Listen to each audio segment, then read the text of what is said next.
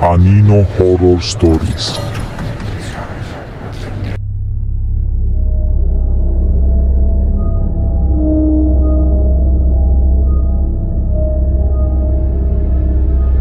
Magandang araw, Sir Dave. Ako po si Joseph, isang second year BS Biology student. Gusto ko lang din pong ibahagi ang aking nakakatakot na karanasan. Sana mapili nyo din pong basahin ang kwento ko. Madalas akong magpuyat sa laboratorio dahil sa mga requirements sa kurso ko.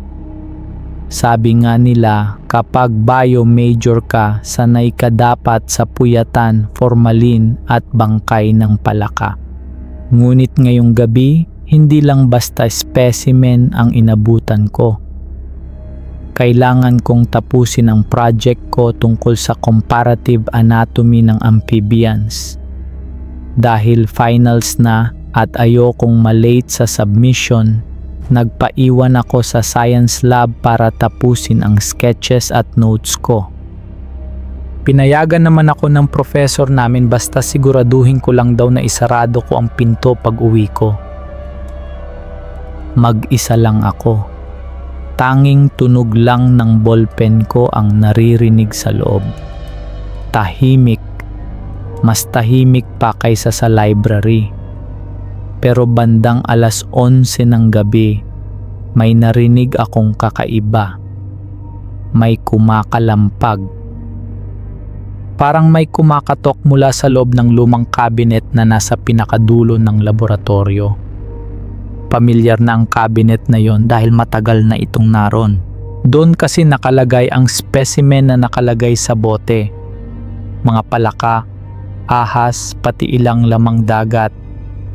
Karaniwan ko na itong nakikita tuwing may klase, pero ngayong gabi tila masyado itong nakakatakot. Noong una binali wala ko lang ito.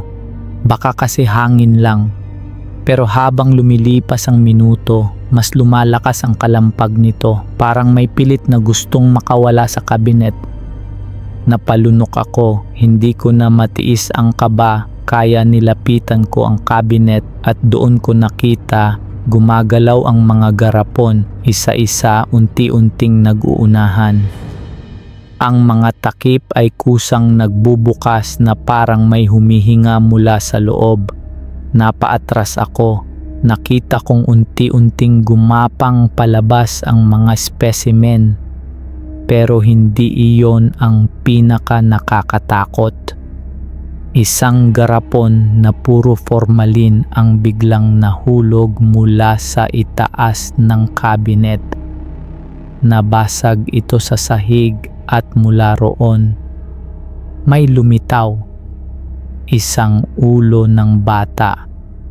Maputla at nakangiti ng sobrang lapad.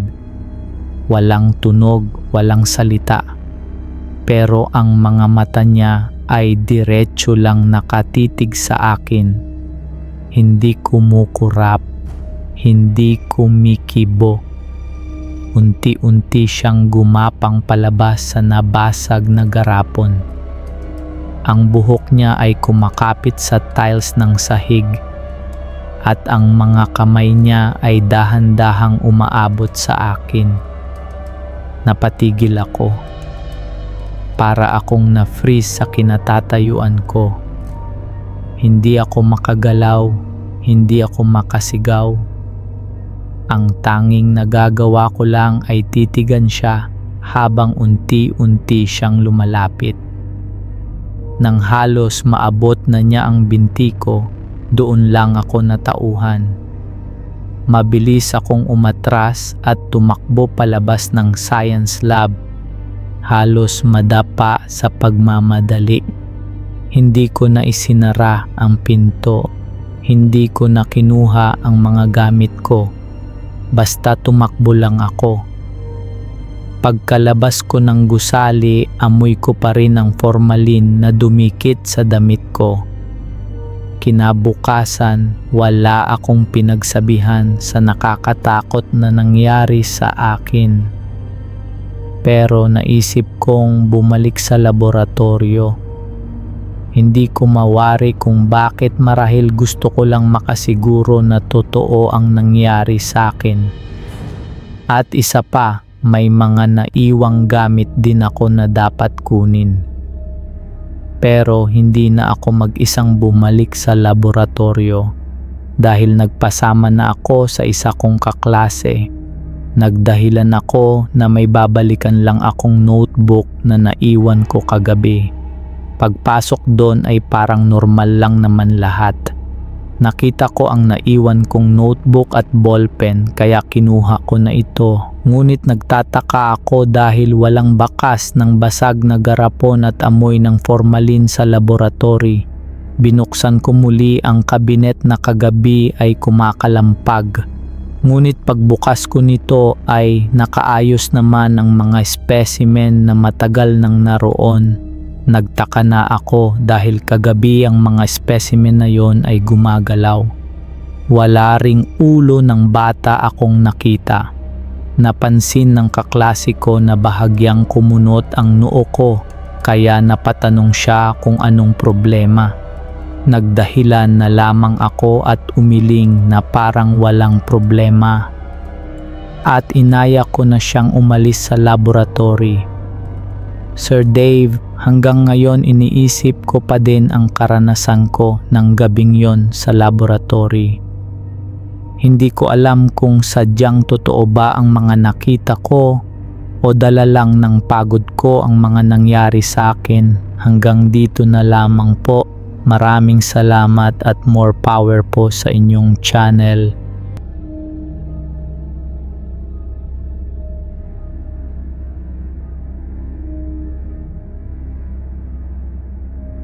Magandang gabi.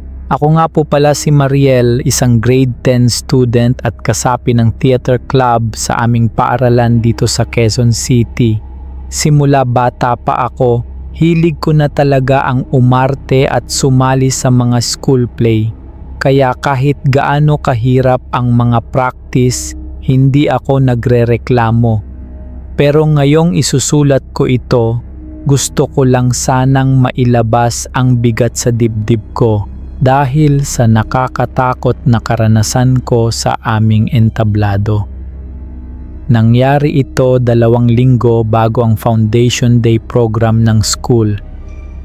Kami ng club ko ay busy sa paghahanda ng props at stage design. Sa dami ng gawain, nagpasya ang club president na mag-assign ng bawat miyembro ng trabaho. Dahil sanay ako mag-ayos ng kurtina at props, ako ang naatasang mag-ayos ng backdrop at ilan pang gamit sa entablado. Noong araw na yon, 6:00 na ng gabi natapos ang club. Halos lahat ng kasama ko ay umuwi na dahil may kanya-kanyang lakad o gawaing bahay. Ako lang ang naiwan kasi hindi pa tapos ang pag-aayos ko ng kahon ng props at mga kurtina. Wala rin akong masakyan agad pa uwi, kaya sabi ko sa sarili ko, tatapusin ko na lang para wala na akong isipin bukas. Tahimik ang buong auditorium. Naririnig ko lang ang kaluskos ng mga kahon na inaayos ko at ang mahinang ugong ng ilaw. Habang naglalagay ako ng prop sa gilid, napansin kong parang may yabag ng sapatos na rinig mula sa entablado. Mabagal, paulit-ulit. Hindi ko na lang pinansin dahil baka guni-guni ko lang dala ng pagod. Pero ilang minuto pa ang lumipas, nakarinig ako ng tunog ng palakpak. Mahina lang nung una, napatigil ako.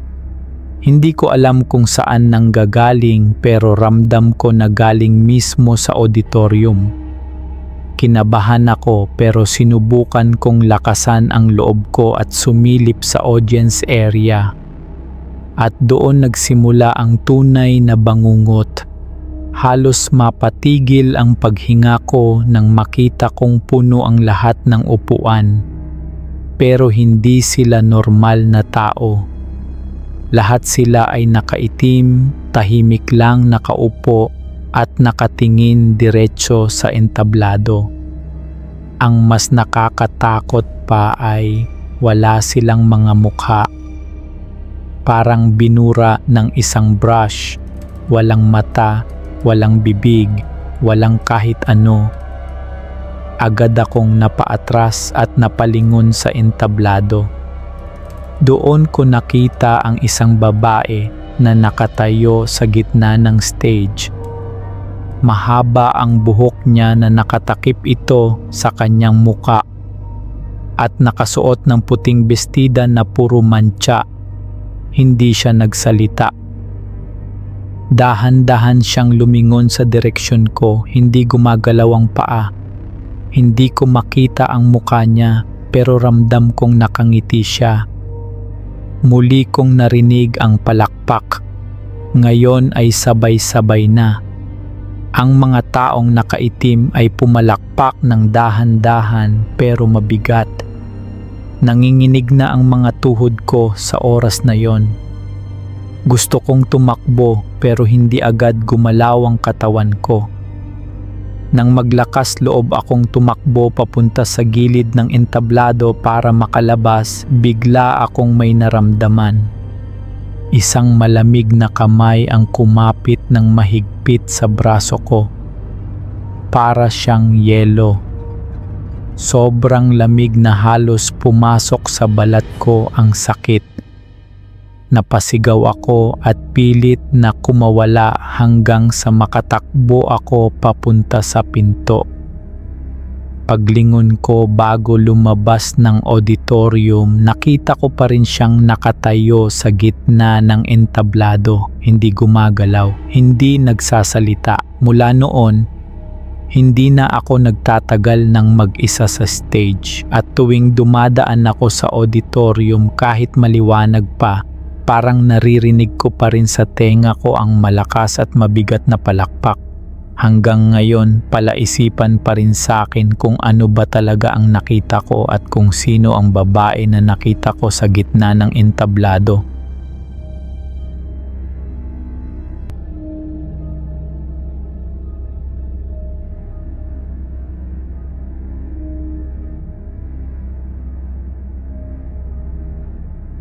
Ako si Clarice, third year education student.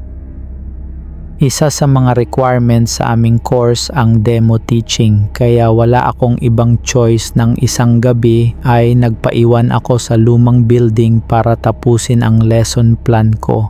Ang library ay nagsara na at tahimik na ang buong campus. Ang tanging bukas na ilaw ay mula sa lumang faculty room sa ikalawang palapag. Alam kong bawal doon pero dahil wala nang ibang pwede akong puntahan, nagdesisyon akong umupo sa labas ng pinto para mag-type. Sa sobrang tahimik, halos marinig ko ang pagtik ng orasan sa koridor. Maya-maya, napansin ko ang anino sa ilalim ng pinto. May taong gumagalaw sa loob. Hindi ko maiwasang magtaka. Alam kong faculty room yon at wala namang guro na nagpaiwan kanina. Pero nang sumilip ako sa maliit na bintana ng pinto, nakita ko ang isang babae. Nakasuot ito ng puting blouse at nakaupo sa dulong mesa. Nakatalikod siya sa akin at busy sa pagsusulat. Ang bilis ng kamay niya na parang hindi tumitigil. Wala akong narinig na kahit anong ingay mula sa ballpen pero patuloy siyang nagsusulat. Kinabahan ako pero naisip kong baka isa siya sa mga guro na hindi ko kilala. Kaya dahan-dahan kong binuksan ang pinto at pumasok. "Ma'am," maingat kong tanong. Hindi siya sumagot. Patuloy lang siya sa pagsusulat. Lumapit pa ako para masilip kung ano ang sinusulat niya. Doon ko napansin ang papel, mga pangalan.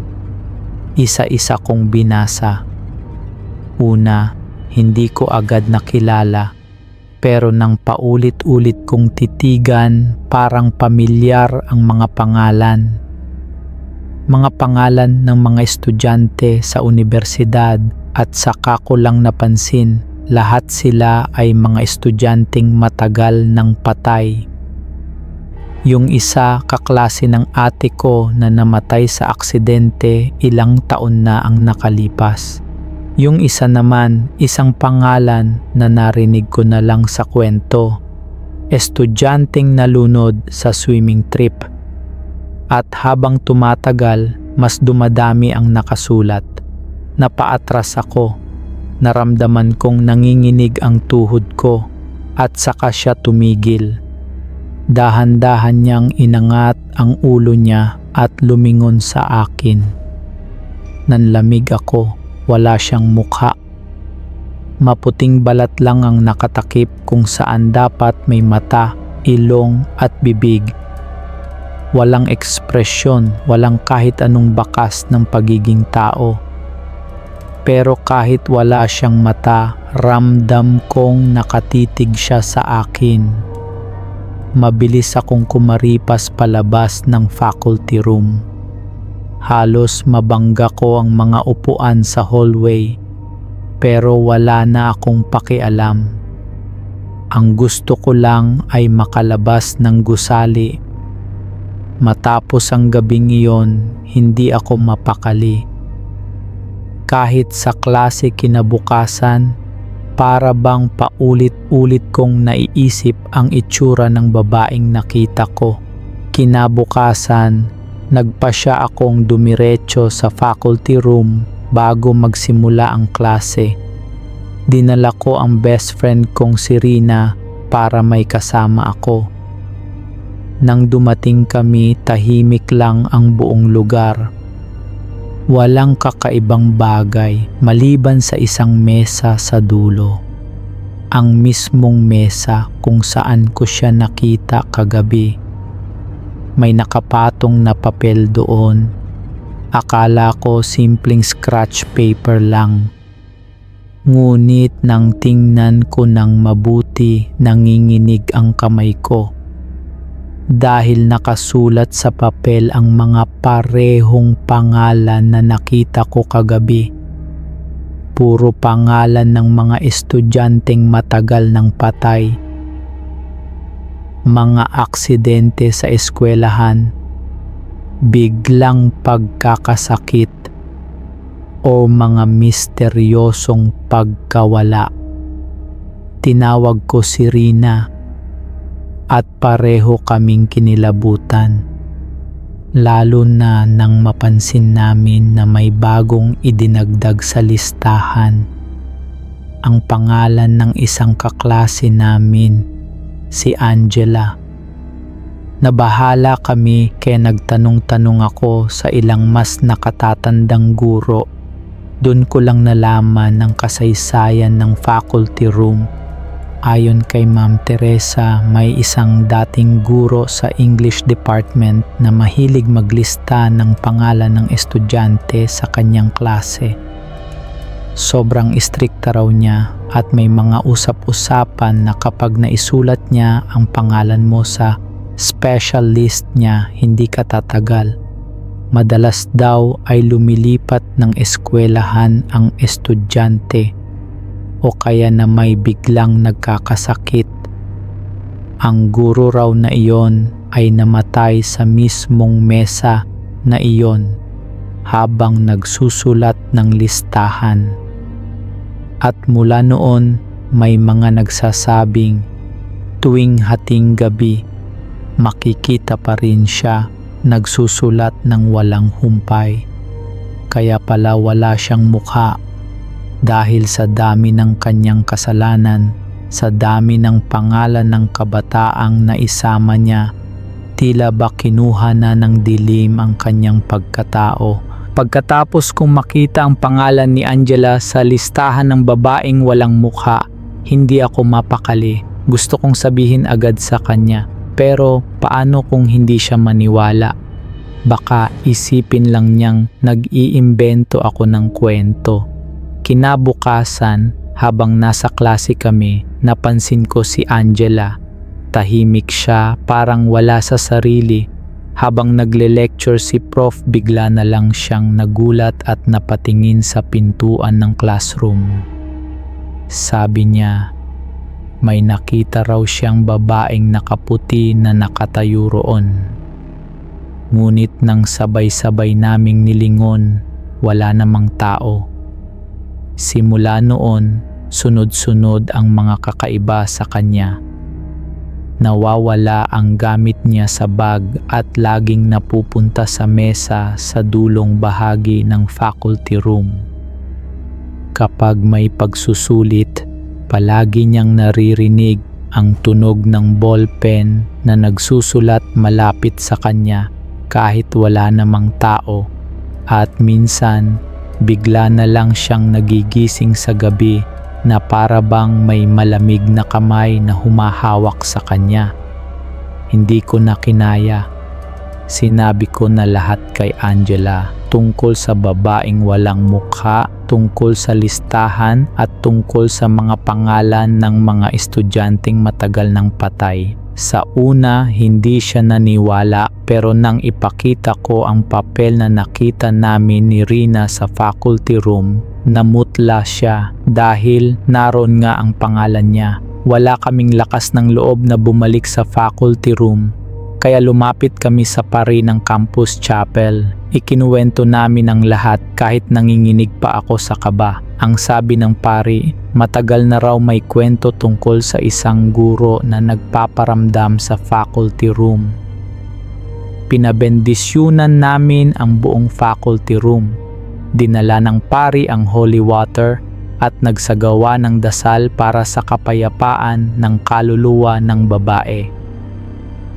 Habang binabasbasan ang silid, biglang lumakas ang hangin kahit sarado ang lahat ng bintana.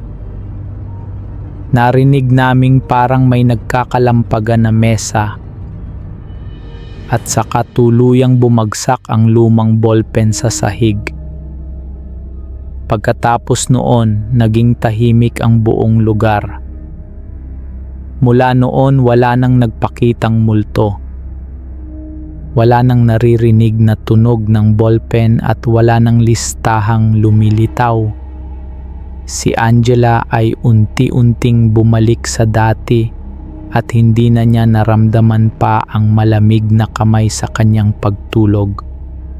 Pero kahit nawala na ang babae, may isang bagay na hindi ko malilimutan. Ang ballpen na nahulog noon ay hindi na nakita kahit saan.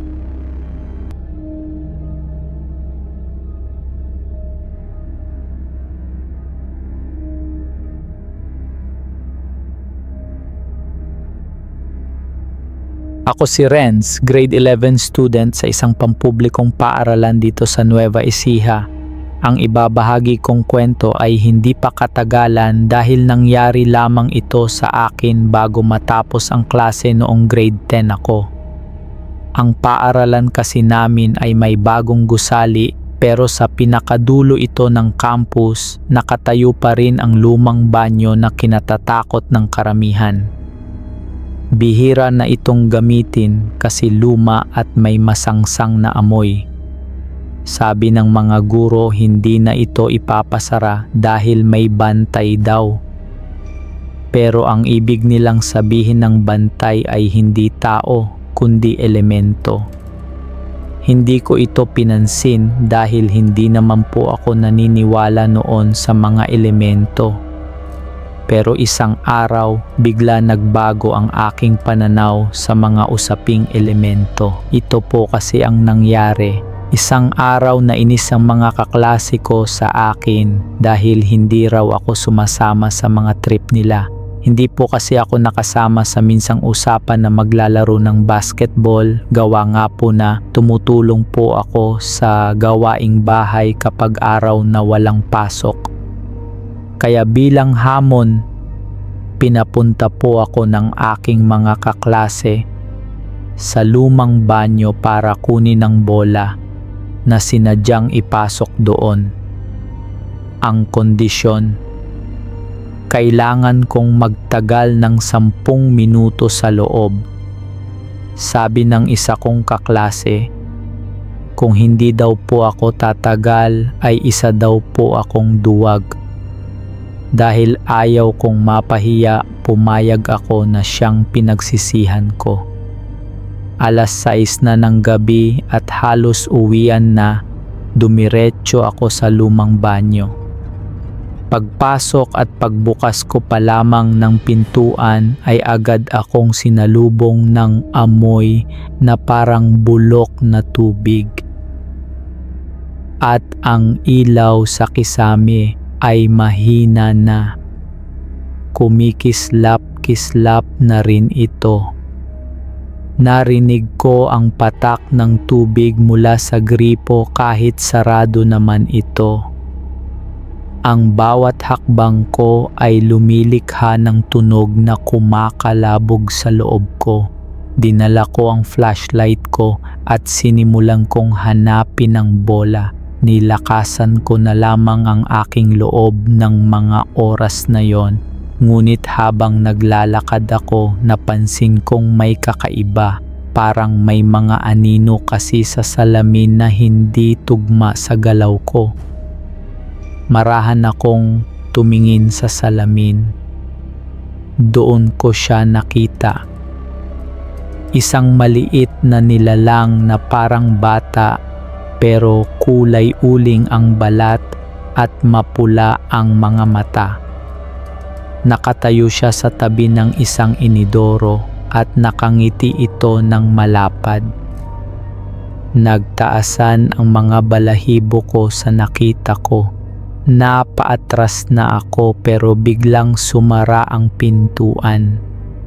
Ang mga gripo ay biglang bumukas at bumulwak ang tubig na kulay itim na amoy bulok na kanal ang tubig nito. Ang mga ilaw ay nagpatay-sindi hanggang sa tuluyang mamatay ito. Sa dilim, naririnig ko ang maliliit na lakad at tawanan ng mga bata. Ngunit hindi sila ordinaryong bata. Hindi ko na alam ang gagawin ko sa mga oras na yon. Napansin ko pa na may lumabas mula sa isang cubicle. Isang matangkad na nilalang halos abot sa kisame. Para siyang kapre pero wala sa puno kundi nasa banyo. Nanlilisik ang mga mata nito. Sumigaw ako ng malakas at napatingala. Doon may naaninag akong liwanag mula sa pinto. May dumating na guro na may dalang kandila. Sa isang iglap nawala ang mga nilalang at ang banyo ay bumalik sa normal. Nakita ko din ang takot sa mga mata ng guro nang makita niya ako. Agad naming nilisan ang banyo. Naitanong din ng guro sa akin kung ano ba raw ang ginagawa ko sa abandonadong banyong yon. Pinagsabihan pa ako ng guro na wag na muling pupunta rito matapos kong ikwento ang mga nakita ko. Dahil naninirahan daw doon ang mga lamang lupa mula pa noong bago itayo ang paaralan. Pagkatapos ng mangyari sa akin ang karanasang iyon ay pinakiusapan ng guro na ipasara na ang lumang banyo upang hindi na muli itong magamit. Simula rin noon ay hindi na rin ako muling sumama pa sa mga kaklase kong nagbigay ng hamon sa akin noon. Hanggang ngayon hindi na ako muling lumapit sa lumang banyo. Pero may mga estudyante pa ring nag-uusap na kapag pumasok ka raw doon nang mag-isa, makikita mo ang mga aninong naglalaro o maririnig ang boses ng batang umiiyak. At kung hindi ka agad lumabas, baka kunin ka nila para tuluyan ng maging kalaro sa kanilang mundo.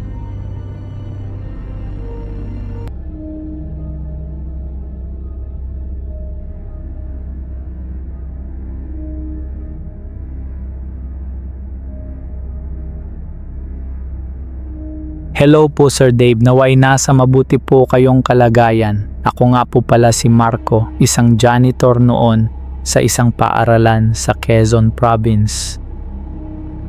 Marami na akong napasukan na eskwelahan, pero iba ang pakiramdam ko paaralang pinasukan ko.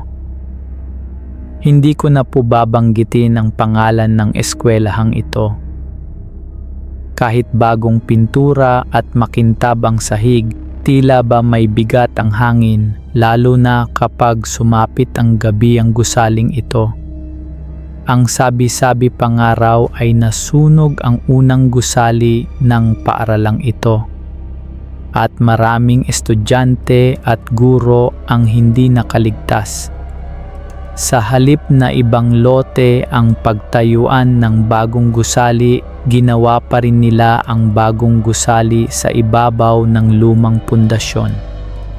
At mula raw noon, hindi na naging tahimik ang lugar na ito.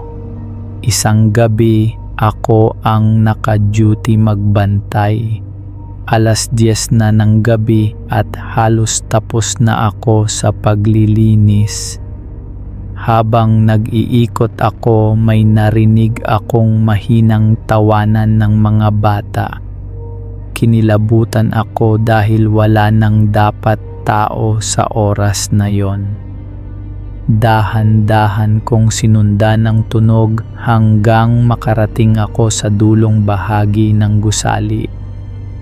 Pagbukas ko ng pinto ng isang silid, halos mapatigil ang hininga ko. Ang lahat ng upuan ay maayos na nakahilera, pero sa bawat isa may aninong nakaupo. Hindi malinaw ang kanilang anyo, pero alam kong mga bata sila.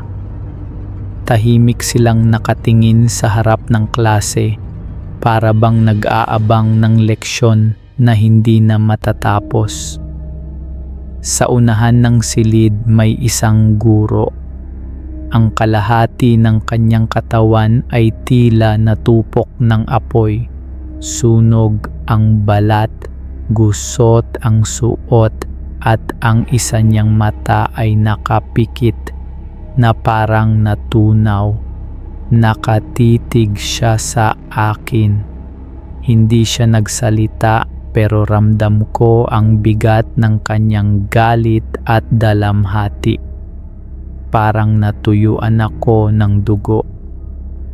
Tumalikod ako para tumakbo, pero sa mismong pasilyo, sumalubong sa akin ang matinding amoy ng nasusunog na kahoy at balat. Kasabay nito, bigla kong narinig ang mga sigaw at iyak ng mga batang nagmamakaawa. Tulungan mo kami, tulungan mo kami. Halos mabingi ako sa mga sigaw, ang dilim ng pasilyo at para bang gumagalaw ang mga anino sa paligid ko. Sa sobrang takot, tumakbo ako palabas ng gusali. Nanginginig akong nakalabas ng gusali. Kinabukasan, ikinuwento ko sa isa pang janitor ang nakita ko. Sabi niya, hindi na raw bago yon. Marami nang nakakakita ng mga aninong yon, pero walang gustong aminin dahil baka sabihing guni-guni lang. Ang sabi niya, ang mga bata at guro ay na-stuck sa huling sandali ng kanilang buhay. Paulit-ulit na nararanasan ng apoy, ang takot at ang sakit ng kanilang pagkamatay. Simula noon, hindi na ako muling bumalik sa eskwelahang iyon. Dahil para sa akin, sapat na ang isang gabi para malaman kung may mga sugat ng nakaraan na hindi na dapat gambalain.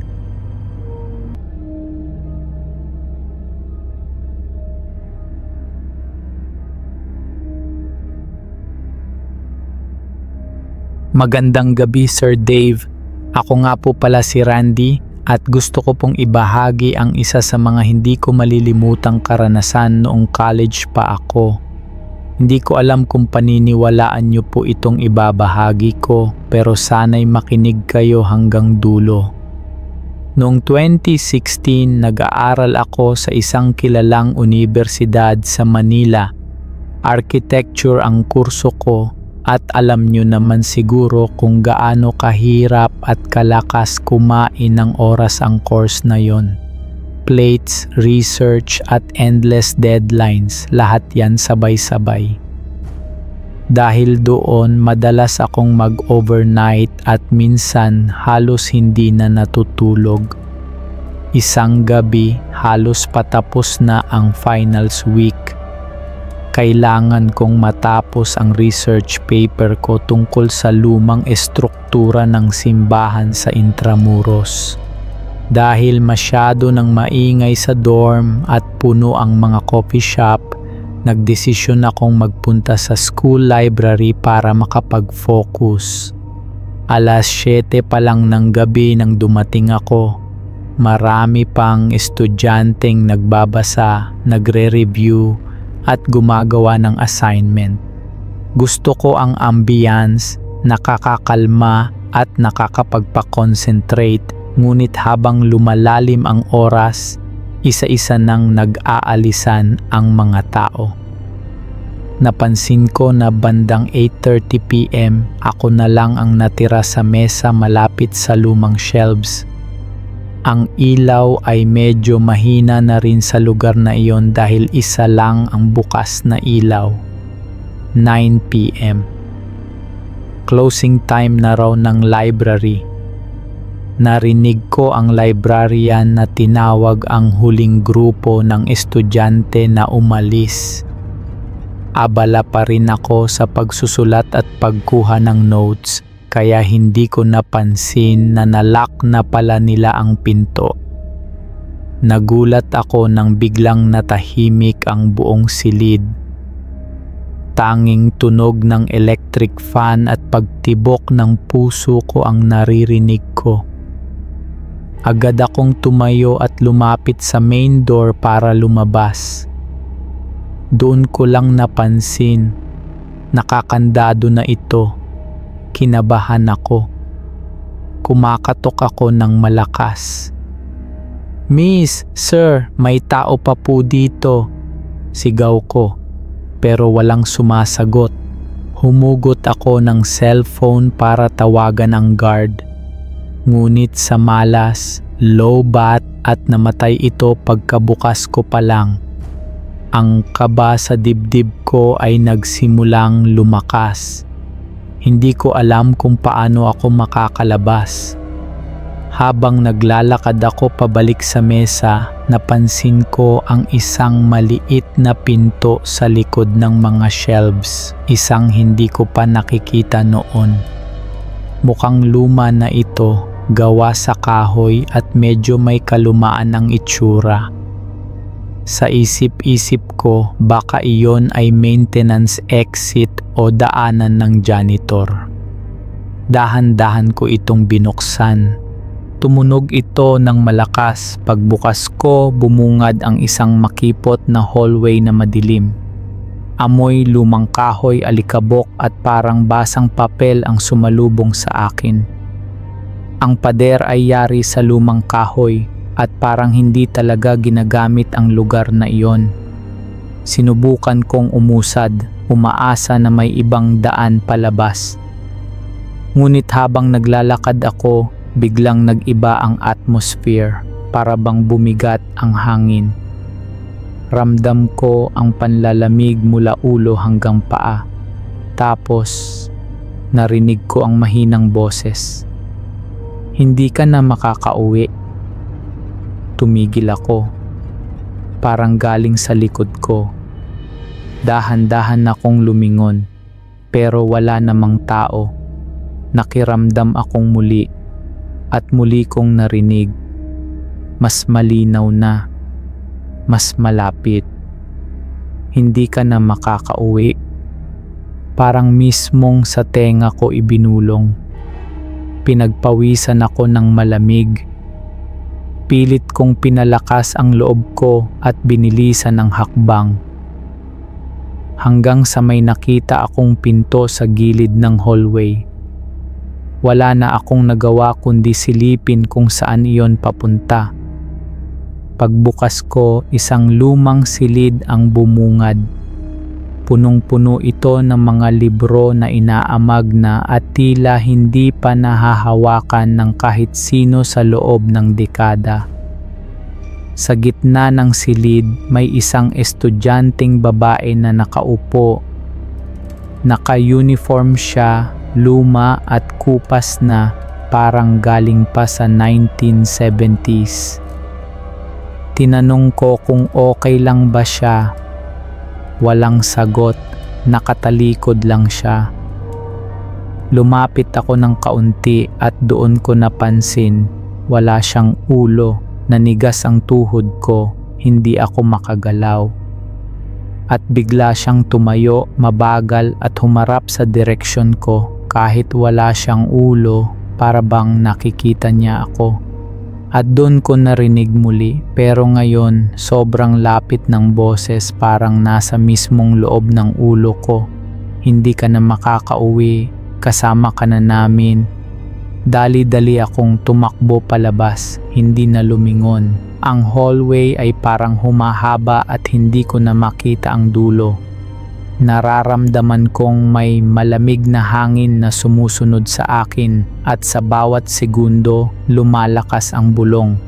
Hanggang sa isang iglap, biglang bumukas ang main door ng library. Isa sa mga janitor ang dumating para mag-inspeksyon. Agad akong lumabas. Kinabukasan, nagtanong ako sa isang kakilala kong matagal nang nag-aaral doon.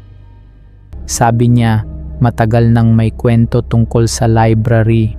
Noong dekada 60 raw, may estudyanteng babae na nakulong sa loob dahil nakatulog habang nag-aaral. Hindi na siya nakalabas at kinabukasan natagpuang patay. Naka-uniform pa rin, nakaupo sa mesa. Walang nakakaalam kung paano siya namatay. Sabi ng iba, atake sa puso, pero sabi ng mga matatanda, may kakaibang nangyari.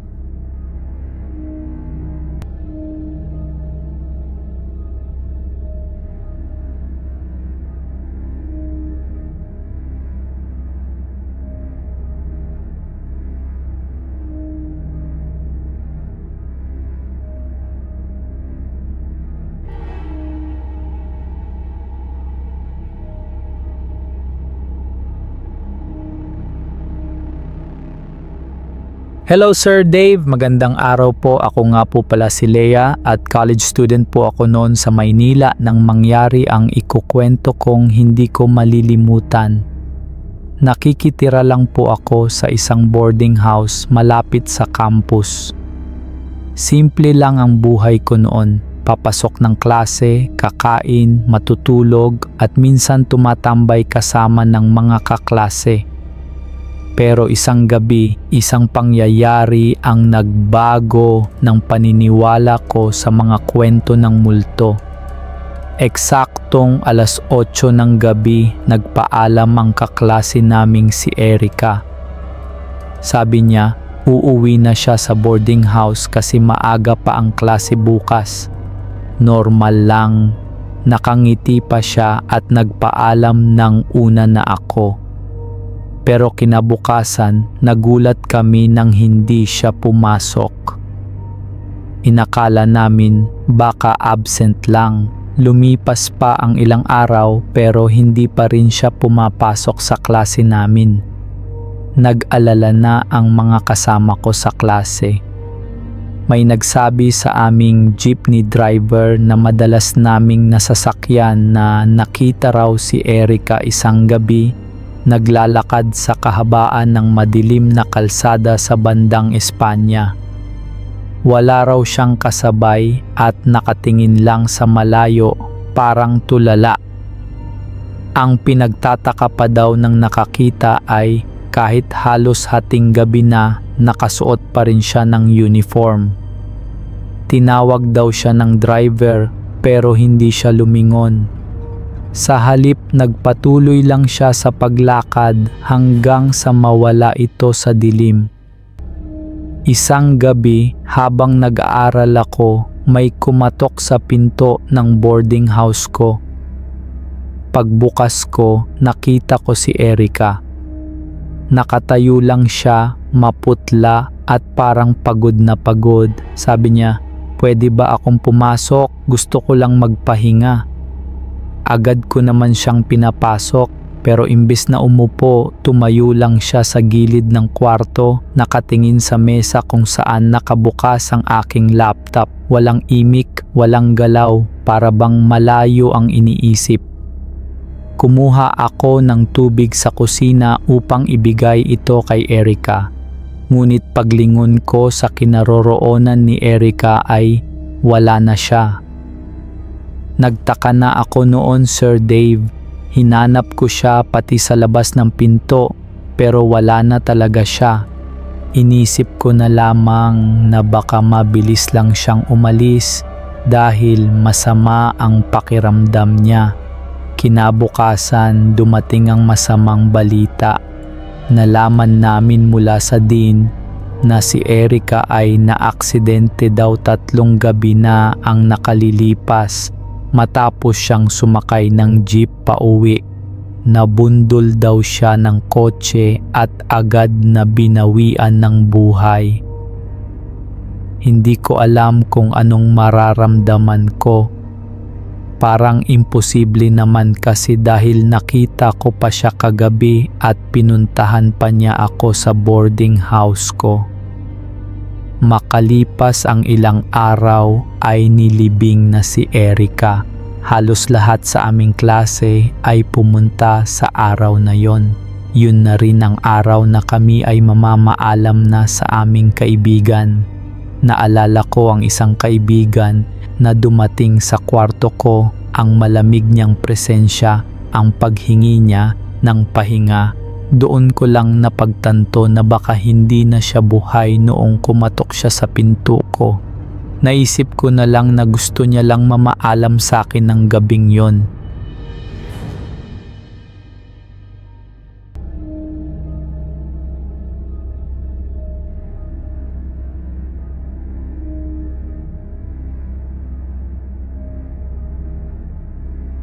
Isang mapagpalang araw po sa inyo, Sir Dave, at sa ating mga kaanino nating mga tagapakinig.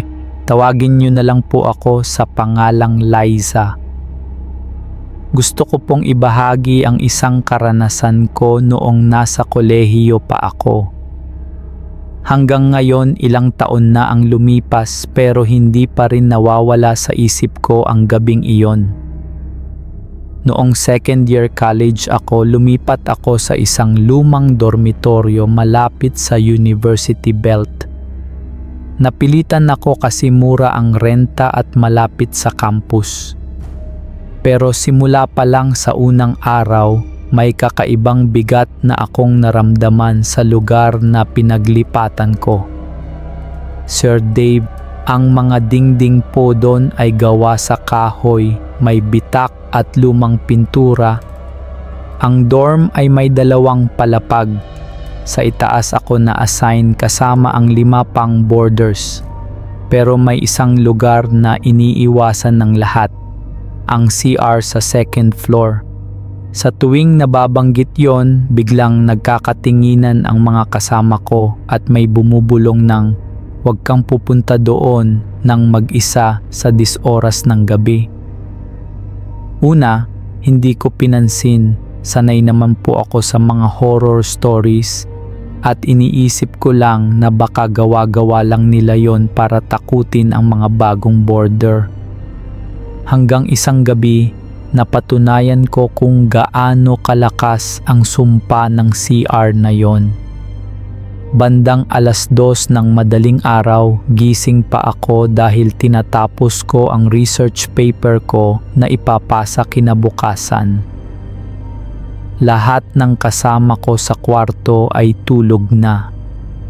Nang makaramdam ako ng tawag ng kalikasan, napilitan akong bumaba papunta sa CR ng 2nd palapag.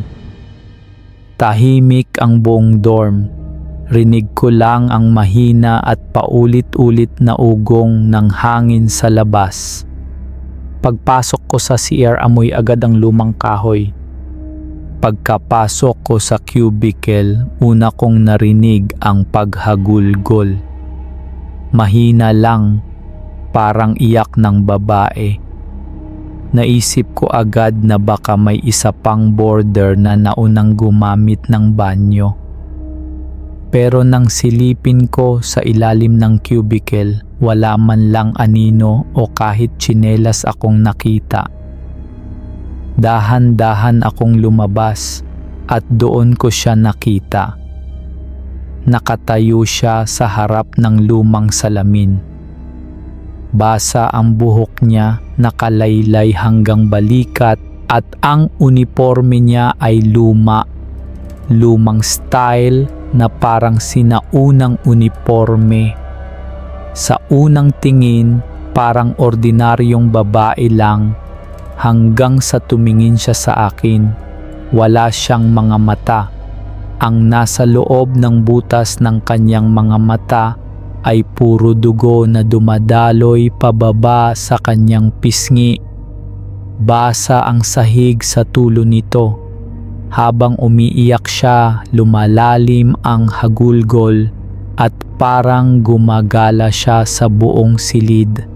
Hindi ko magalaw ang katawan ko. Parang nakapako ako sa kinatatayuan ko. Dahan-dahan siyang naglakad papunta sa akin. Ramdam ko ang lamig ng hangin na sumusunod sa bawat hakbang niya. Pilit kong tinakbo ang pinto ng CR pero bigla itong sumara ng malakas. Napaluhod ako, nanginginig, hindi ako makasigaw. Paulit-ulit siyang humahakbang, mas lumalakas ang iyak hanggang sa halos nasa harapan ko na siya. Nakita ko pa kung paano dumudugo ang kanyang mga kamay na parang pilit niyang kinakamot ang sarili niyang balat. Nagdasal ako, pumikit ng mariin, at halos hindi ko namalayan na umiiyak na rin ako. Nang dumilat ako, wala na siya. Tahimik na ulit ang CR, pero naiwan sa sahig ang mga bakas ng tubig at maliliit na patak ng dugo papunta sa salamin. Napatakbo ako pabalik sa kwarto, hindi ko na alintana kung magising ang mga kasama ko. Kinabukasan, ikinwento ko ito sa dorm mates ko. Ang isa sa kanila na matagal nang nakatira roon nagbigay ng pangingilabot na detalye. May isang estudyante raw noon na nakatira rin sa dorm na yon. Isang gabi, matapos mapagbintangan sa isang krimen na hindi naman niya ginawa, doon siya nagtungo sa CR. Doon siya natagpuang patay, nakasubsob sa sahig, duguan. Ang sabi-sabi raw ay wala na raw ang kanyang mga mata nang makita ang bangkay nito. At simula noon, palagi na raw may umiiyak na babae sa CR. Matagal ko nang iniwan ng dorm na yon, pero hanggang ngayon, tuwing nasa mga pampublikong CR ako na may lumang salamin, bumabalik ang alaala ko sa itsura ng duguang mata ng babae na nakita ko noon.